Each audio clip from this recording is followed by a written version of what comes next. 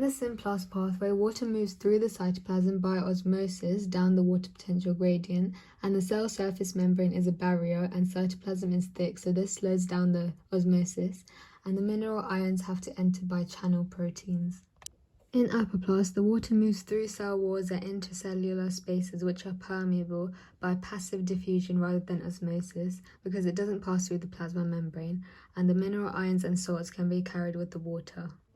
The root hair cells absorb minerals by active transport first using ATP. This reduces the water potential in the root cell cytoplasm, so water moves down the water potential gradient into the root cell by osmosis to replace the water lost from the xylem. The root hair cells have adaptations for this as they're thin, they have a large surface area because of the hair-like extensions of the membranes.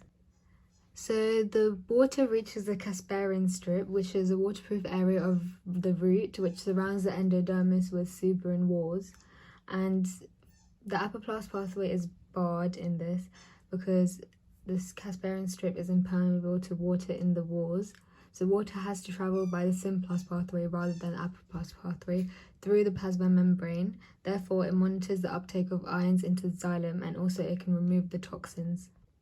The endodermis cells actively transfer ions into the xylem from the cortex first, which lowers the water potential in the xylem, so water moves in from the cortex into the xylem by osmosis. This lowers the water potential of cells outside the endodermis, so there's a whole water potential gradient across the whole of the cortex, so water continually moves into the xylem, which creates high hydrostatic pressure or root pressure to push the water up. And that's how water is moved into the xylem. Thanks for watching.